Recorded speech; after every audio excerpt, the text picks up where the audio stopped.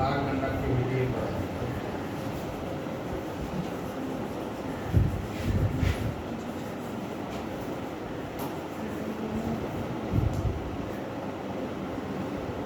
शुरुआत हम वहीं से करेंगे, ठीक है।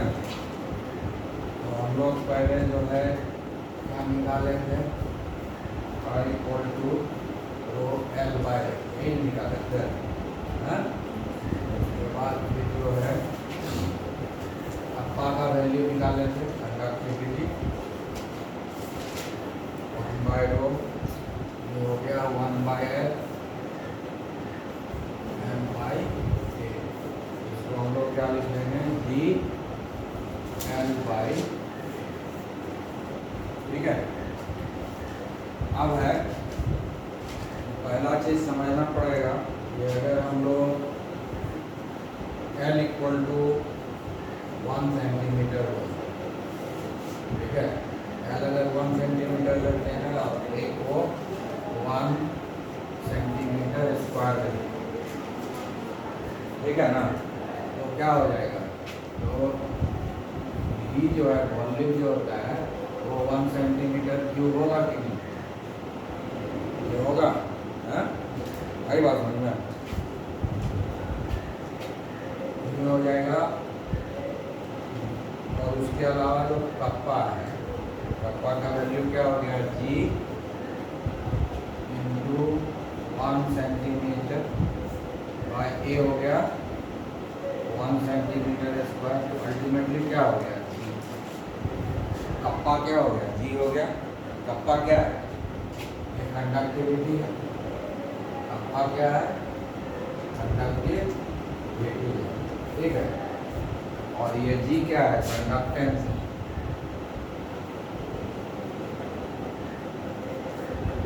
नहीं बात समझ में, हाँ।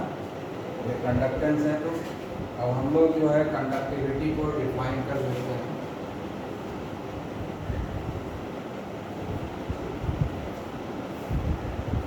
कंडक्टिविटी को क्या डिफाइन करेंगे, it is a conductance. Conductivity क्या है, एक conductance, it is a conductance of electrolyte, electrolytic solution, conductance of electrolytic solution kept in 1 centimetre cube conductivity से, कंडक्टिविटी सेल, ठीक है। इसका मीनिंग क्या हो गया कि electrodes are separated by 1 centimetre, ठीक है। And the surface area of electrode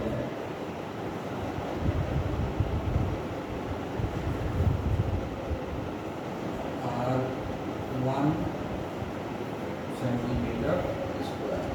मतलब क्या हो गया, एक हम बनाएंगे, एक कंडक्टिविटी सेल बना रहे हैं, ठीक है। ये कंडक्टिविटी सेल हम बना रहे हैं, क्यूबिक ये बना लेते हैं क्योंकि इसका डायग्राम बनाना थोड़ा आसान है।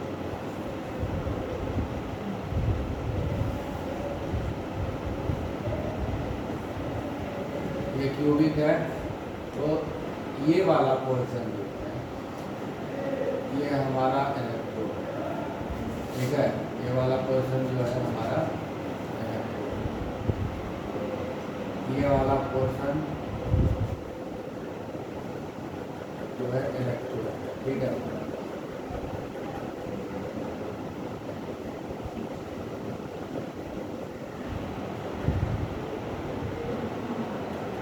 तो यहाँ से निकाल दिए वायर, वहाँ से वायर निकाल दिए, ये हमारा जो है कंडक्टिविटी सेल, ठीक है। ये दोनों इलेक्ट्रोड का डिस्टेंस जो है ये 1 सेंटीमीटर, ठीक है, आया बात समझ? दोनों इलेक्ट्रोड का डिस्टेंस 1 सेंटीमीटर है और इसका सरफेस एरिया जो है 1 सेंटीमीटर है। इसका मतलब इसका जो चौड़ाई है वो भी 1 सेंटीमीटर है ना। इसका हाइट भी जो है 1 सेंटीमीटर है। मतलब ये क्या हो गया, क्यूब बन गया, क्यूबिक यूनिट सेल हो गया ये, क्यूबिक कंडक्टिविटी सेल का हो गया क्यूब। अब इसके अंदर जो हम पानी रखेंगे या कुछ भी रखेंगे, यहाँ पर हम रखेंगे ढक्कन बना देते हैं, ठीक है। इसके थ्रू जो हम कुछ भी डालेंगे इसके अंदर कितना आएगा, 1 ml। कितना आएगा, 1 ml। 1 ml का मतलब क्या हो गया, 1 सेंटीमीटर। आई बात समझो, 1 सेंटीमीटर। इसके अंदर जो है हम लोग 1 सेंटीमीटर क्यूब या 1 ml भी हम रख सकते हैं सॉल्यूशन। तो इसके अंदर जो रखेंगे जिसको, उसी का नाम को मिलेगा कंडक्टिविटी, उसी का नहीं है कंडक्टेंस हमको निकाल के देगा। ये तो कंडक्टेंस निकाल के देगा, फिर कंडक्टेंस से हम कंडक्टिविटी निकालेंगे। आ गया समझ में, है? तो ये हो गया हमारा। तो अब जो है ये तो हो गया, मतलब सबसे सिंपल हो गया इसके लिए कि कंडक्टिविटी को हम डिफाइन किए। कंडक्टिविटी में डिफाइन क्या है, area of cross section 1 centimetre square हो गया, 1 सेंटीमीटर गुना हो गया हमारी चौड़ाई, है ना। तो और इसका भी 1 सेंटीमीटर क्यूब, इसका भी 1 सेंटीमीटर स्क्वायर, इसका भी 1 सेंटीमीटर स्क्वायर हो गया एरिया। और दोनों इलेक्ट्रोड के बीच का डिस्टेंस हो गया 1 सेंटीमीटर, है ना। ये 1 सेंटीमीटर है तो ये भी तो 1 सेंटीमीटर में होगा, है, ठीक है, क्या समझ में। तो इस तरह से जो कंडक्टिविटी सेल हो गया, इस कंडक्टिविटी सेल का वॉल्यूम कितना हुआ, 1 सेंटीमीटर क्यूब। नहीं हुआ, ए गुना ए, साइड गुना साइड, 3 का साइड को गुना करेंगे। इसके अंदर और 1 सेंटीमीटर क्यूब का जो क्यूबिक सेल होता है उसमें पानी भरे या कुछ भी लिक्विड भरे, उसका वॉल्यूम कितना होता है, 1 ml होता है। तो 1 ml का हम लोग निकाल लेंगे कंडक्टेंस, और 1 ml का जो कंडक्टेंस होता है तो उसका कंडक्टिविटी हो जाता है ना। ये हुआ नहीं, दोनों मिला करके 1 सेंटीमीटर क्यूब होगा कि नहीं वॉल्यूम। एरिया और लेंथ को मल्टीप्लाई करेंगे तो वॉल्यूम मिलेगा ना। 1 सेंटीमीटर क्यूब हो गया, 1 सेंटीमीटर क्यूब का मतलब क्या हो गया, 1 ml हो गया, समझ गया। तो 1 सेंटीमीटर क्यूब या 1 ml सॉल्यूशन का जो कंडक्टेंस है वही तो कंडक्टिविटी है ना, ठीक है। यहाँ तक क्लियर हो गया, ठीक है। उसके बाद जो है हम दूसरा कंडक्टिविटी सेल बनाते हैं, एक बड़ा ऐसा कंडक्टिविटी सेल, ठीक है।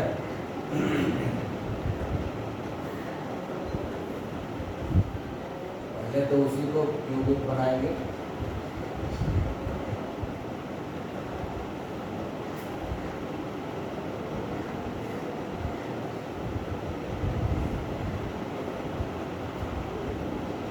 ये जो है हमारा हो गया सर्कल इलेक्ट्रोड।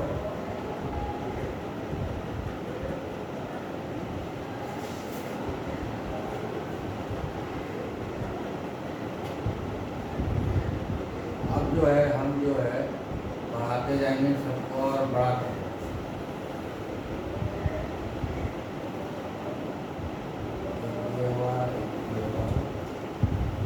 पहले पीछे वाला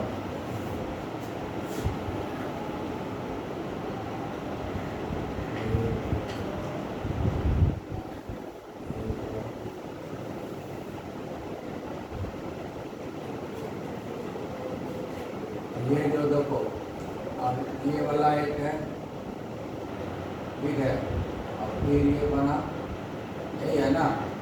ये जो है हम क्या करेंगे, उसको ऐसे मिला देंगे, फिर से हमको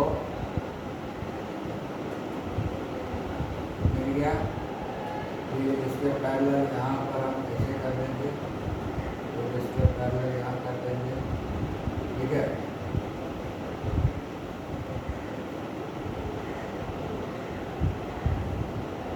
बन गया कि नहीं, हाँ, एक क्यूब और बन गया। ये क्यूब में, इस क्यूब में कितना आया 1 सेंटीमीटर क्यूब है। फिर ये वाला जो क्यूब बना अभी इसमें भी 1 सेंटीमीटर क्यूब होगा, ठीक है। फिर जो है हम इसी तरह से बनाते जाएंगे कि हम बड़ा ऐसा बनाते हैं। आई बात समझ में? मतलब डिस्टेंस तो 1 सेंटीमीटर हम रखते हैं लेकिन एरिया ऑफ क्रॉस सेक्शन बढ़ा दिए, एरिया ऑफ क्रॉस सेक्शन पूरा बता दिए, ठीक है। आई बात समझ में? अब फिर ये हमारा बन गया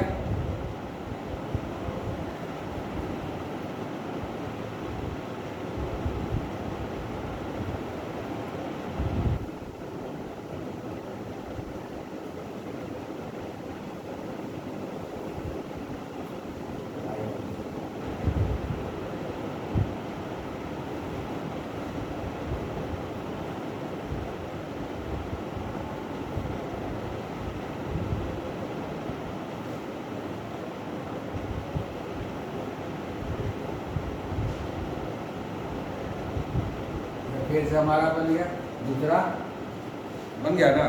उसी तरह से हमारा तीसरा बनेगा, चौथा बनेगा, पांचवा बनेगा। इस तरह का क्यूब हम बहुत सारा बना सकते हैं। 2 बना के दिखा दिए, है ना। इसका वॉल्यूम 1 ml, इसका वॉल्यूम 1 ml। फिर यहाँ बनाएंगे 1 ml 1 ml 1 ml। हम मान लेते हैं कि ऐसा भी क्यूब बनाते हैं, एक नहीं। आई बात समझ में? हम ऑल टुगेदर माने कि इस तरह से हम लोग जो है 20 सेंटीमीटर क्यूब बनाए। 20 सेंटीमीटर क्यूब में हम क्या किए हैं कि जो डिस्टेंस है इस दोनों के बीच का ये 1 सेंटीमीटर ही है। ये इलेक्ट्रोड है ना, इलेक्ट्रोड कहाँ से कहाँ तक है, यहाँ से यहाँ तक, ये से लेके ये तक, यही ना। ये हम 1 सेंटीमीटर ही रखें, एल का वैल्यू हम 1 सेंटीमीटर ही रखें, लेकिन एरिया ऑफ क्रॉस सेक्शन भी बताता है। एरिया ऑफ क्रॉस सेक्शन कई ठो बना दिए, इतना कर दिए कि भी हो गया उसका बहुत। आई बात समझ में? हाँ, अब हम क्या कर दिए हैं, ये यहाँ पर क्या हो गया, इस डायग्राम में क्या है, L = 1 सेंटीमीटर है, लेकिन एरिया जो है हो गया हमारा 20 सेंटीमीटर स्क्वायर, 20 सेंटीमीटर स्क्वायर, क्योंकि ये बढ़ गया ना, ये लंबाई, ये ऊंचाई बढ़ गया ना। ये तो 1 ही रहा, इसका ये 1 ही रहा। ये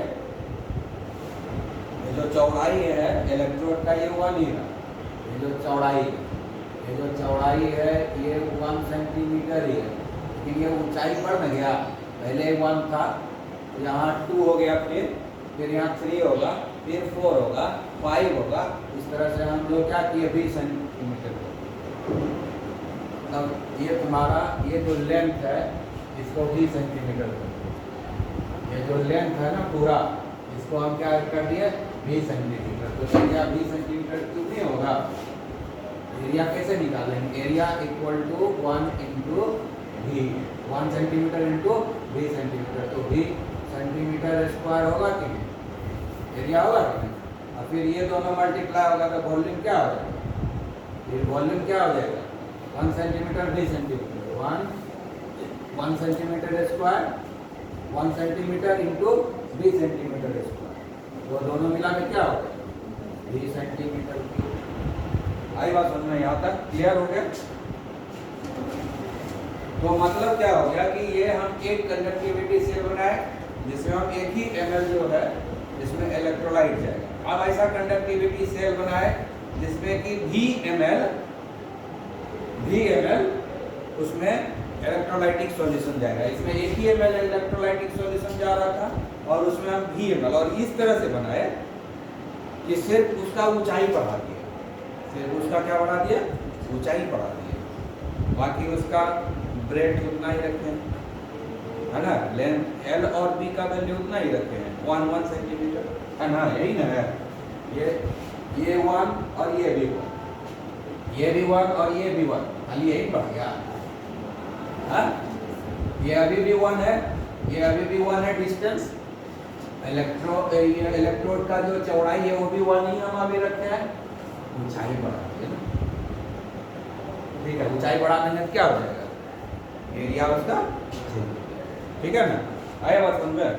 हाँ, अब हम लोग अब इसके बाद आगे बढ़ेंगे। अब हमको क्या करना है, यहाँ पर देखेंगे क्या है कंडक्टिविटी। अब ये सब डायग्राम होने के बाद ये समझ में आ रहा है conductivity of 1 centimetre cube electrolytic solution. Electrolytic solution कितना है बोलो?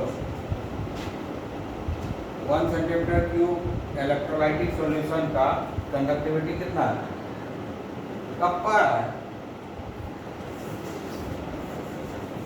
यही न माने है। कप्पा इक्वल टू जी कब आया? कप्पा इक्वल टू जी जब वॉल्यूम 1 सेंटीमीटर क्यूब हो गया, है ना। जब वॉल्यूम 1 सेंटीमीटर क्यूब हो गया, हम दिखाए है ना, वॉल्यूम जब 1 सेंटीमीटर क्यूब हो गया, ठीक है, तब कंडक्टिविटी कितना आया है? कप्पा ही ना आया है, यही ना ज्यूम किए हैं, हैं? तो अब क्या करेंगे, अगर अब कंडक्टिविटी निकालना है कितना? भी सेंटीमीटर क्यूब इलेक्ट्रोलाइटिक सॉल्यूशन का, तो क्या हो जाएगा? गुना हो जाएगा ना, कप्पा इंटू भी। होगा कि नहीं? होगा ना।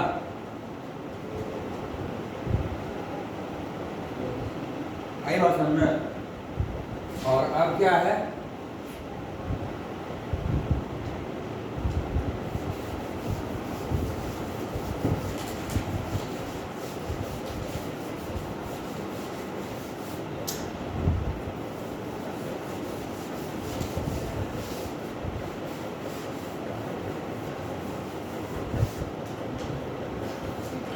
अब है कि भी सेंटीमीटर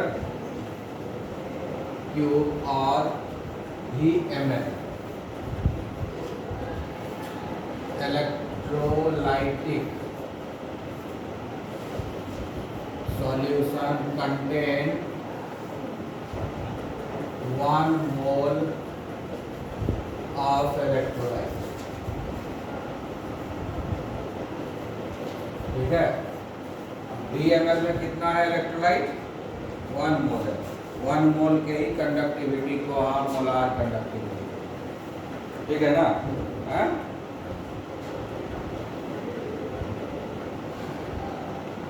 और मोलार कंडक्टिविटी क्या होता है?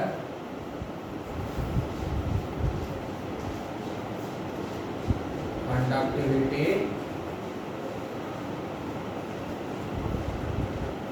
ऑफ 1 मोल, यही ना, conductivity of 1 mole which is separated by 1 centimetre, है ना, kept between VML, है ना, समझ गया ना। वॉल्यूम कुछ भी हो, दोनों के बीच में सेपरेशन 1 सेंटीमीटर होना चाहिए। सेपरेशन जो है इलेक्ट्रो का सेपरेशन 1 सेंटीमीटर ही रहना चाहिए, चाहे वॉल्यूम चाहे कितना भी बड़ा क्यों नहीं, ठीक है ना, उसमें 1 मली रहना चाहिए, ठीक है।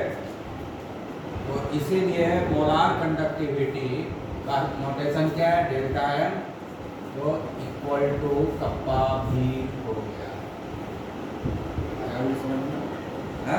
तो इस तरीके से अब हम लिख सकते हैं, जो कप्पा कांस्टेंट होता है, और delta M is directly proportional to, ठीक है।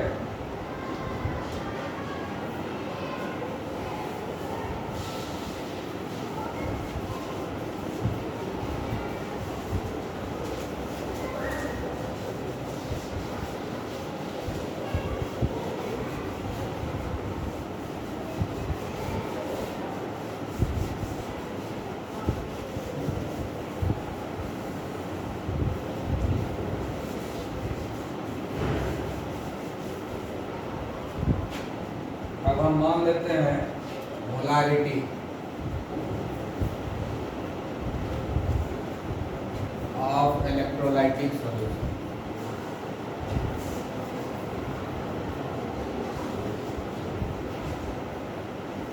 कितना होगा? m मोल पर लीटर, m मोल लीटर, ठीक है, मोल पर लीटर। लेकिन हम तो यहाँ पर सीजीएस यूनिट में सब कर रहे हैं, सेंटीमीटर सेंटीमीटर ले रहे हैं, तो लीटर तो ऐसा ही हो गया। तो हमको इसको भी करना पड़ेगा सीजीएस यूनिट में, तो हो जाएगा ये एम मोल पर 1000 ml, ठीक है। ये हो गया एम मोल पर 1000 सेंटीमीटर, हो गया, समझ में आया? हाँ, लिख सकते हैं ऐसा। हाँ, अब हम लोग क्या करेंगे, हमको मोलार कंडक्टिविटी इसका है, मोलार कंडक्टिविटी तो 1 मोल का कंडक्टिविटी है ना, हमको 1 मोल का निकालना पड़ेगा, ठीक है। हाँ, ठीक है। Therefore, m mole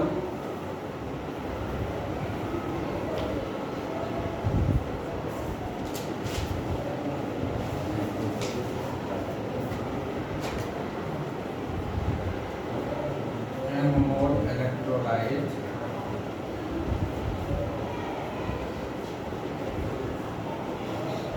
contained in 1000 centimetre, ठीक है, आई बात समझा। Therefore, 1 mole of electrolyte would be contained in कितना में होगा 1000 by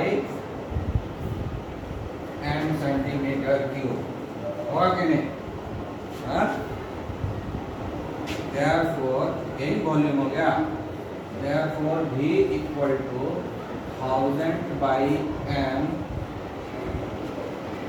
सेंटीमीटर क्यूब पर मोल, ठीक है। आगे समझ में, और हमको मालूम है कि delta M equal to kappa भी होता है, तो कप्पा इंटू भी का वैल्यू कितना हो गया 1000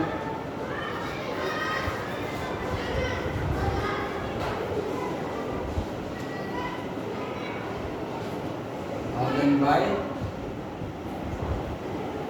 एम, ठीक है, नहीं पढ़ाए थे, कप्पा इंटू 1000 बाई एम, एक फॉर्मूला पढ़ाया था ना मोलारिटी का, ठीक है। अब कंफ्यूजन नहीं होगा, और कहीं पर भी इस मेथड में कहीं कंफ्यूजन नहीं है, समझ में आ गया? ये वॉल्यूम समझ में आया ना?